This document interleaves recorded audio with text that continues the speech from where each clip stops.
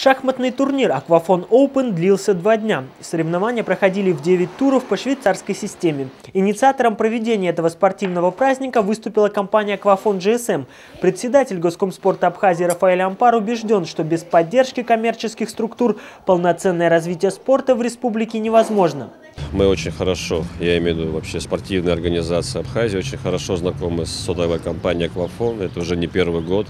Они достаточно давно любые виды спорта, где в принципе более-менее хорошее мероприятие, то бишь соревнования, они стараются выступать генеральным спонсором, стараются даже просто сами проводить. В турнире «Аквафон Open» приняли участие 50 шахматистов практически из всех районов республики. Дополнительным стимулом к победе для участников соревнований был и внушительный призовой фонд. Компании «Аквафон» очень важно, что этот турнир состоялся. И мы планируем проводить его ежегодно, каждый апрель. Нам очень приятно, что такие интеллектуальные игры, как шахматы, набирают популярность в Абхазии. Очень надеемся, что имена наших абхазских шахматистов еще прозвучат на международных первенствах по шахматам. В «Аквафон Open» участвовали шахматисты самых разных возрастов. Самому старшему участнику было 84 года, самому младшему – 7 лет. Для Нарта Дбара «Аквафон Open» – это первый турнир в шахматной карьере. Я занимался полгода. Это мой первый турнир. Я буду играть до конца, чтобы получить награду.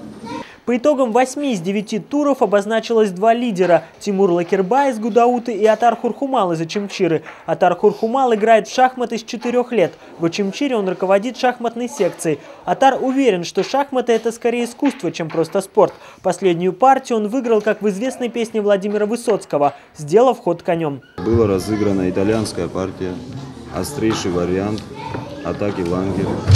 Ну вот возникла вот такая вот позиция, я играю белыми.